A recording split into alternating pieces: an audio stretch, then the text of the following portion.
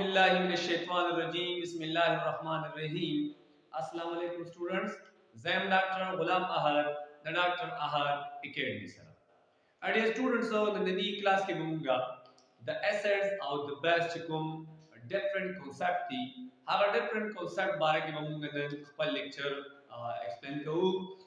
students او د acid او د bases په باره کې مختلف concept پیش شوي دي. هغه کې اولنی concept چې دی هغه د Arrhenius Concept of acid and base.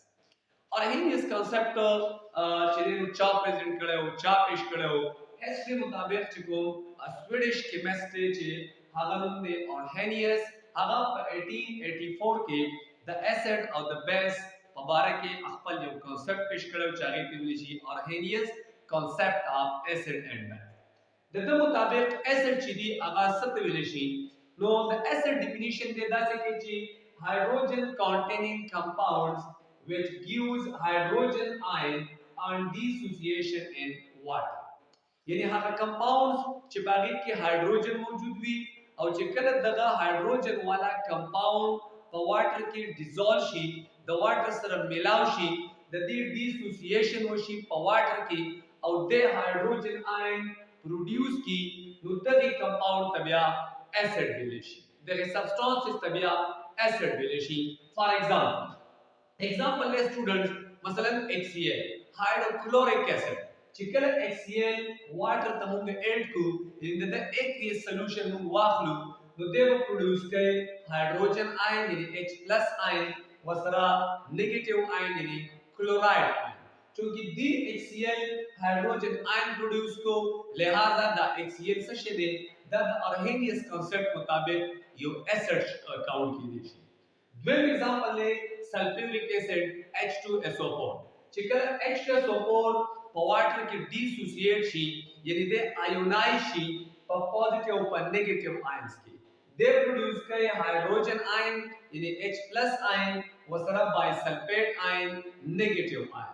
نو سټوډنټس دې ته ویل شي ایسڈ اکارډینګ ټو Arrhenius concept یعنی هغه کمپاوند چې هغه په واټر کې ډیسوسییټ شي د آیونایز شي لیکن د آیونایزیشن سره د هایدروجن آین پروډوس کوي دې ته موږ ویل شو ایسڈ.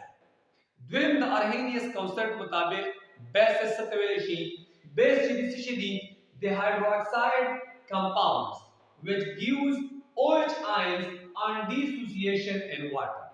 یعنی هغه کمپاوند چې باغې کې hydroxide موجود وي OH پکې موجود وي او چې کله د په واټر کې ډیسوسییټ کیږي نو د به پروډوس کوي OH نیگیټیو آین یعنی هایدروکسل آین به پروډوس کوي. نو دغه کمپاوندز ته بیا موږ بیس ویل شو اکارډینګ ټو Arrhenius concept. مثلا سوډیم هایدروکساید NaOH NaOH چې کله واټر ته موږ اډ کو د aqueous solution جوړ کی نو د دې نه بعد د آیونایز شي پس کې آیونایز شي په پوزټیو آین کې په نیگیټیو آینز کې یعنی Na+ سوډیم آین جوړ کی او سره OH نیگیټیو آین جوړ کی لہذا دې کمپاوند OH نیگیټیو آین پروډوس کو په دې وجه باندې موږ ته Arrhenius بیس ویل شو. بیا دا شانتي CaOH یعنی کیلشیم هایدرو اکساید د چې کله ډیسوسییټ شي نو د جوړوي Ca+2 یعنی کیلشیم آین وسره OH نیگیټیو آین یعنی هایدروکسل آین. چونکہ دا هغه کمپاوند چې په دې کې OH موجود دی هایدروکساید کانټینینګ کمپاوند دی لہذا دوی چې ډیسوسییشن د دوی کیږي نو دا پروډوس کوي OH نیگیټیو آین لہذا دې بیا بیس ویل شو. مختصر انداز کې ودا ویم چې د Arrhenius concept د فارا درې چیزونه ضروري دي. نمبر 1 ایسڈ هغه ته ویل شي چې باندې کې هایدروجن موجود وي هایدروجن کانټینینګ کمپاوند وي. نمبر 2 د سټوډنټ دا وی چې د کله په واټر کې ډیسوسییټ کیږي د به آینز پروډوس کوي او آینز پروډوس کوي کوم آین پروډوس کوي نمبر 3 هایدروجن آین پروډوس کوي لہذا د ایسڈ ویل شي.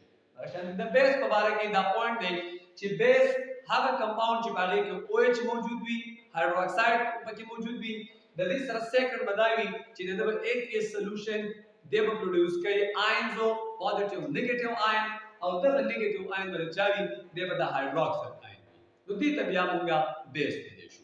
نو دا سټوډنټس موږ د نن ټاپک چې Arrhenius concept ته ان شاء الله نیکسټ ټاپک سره بیا حاضرېږم هغه پوری اجازه غواړم. الله حافظ.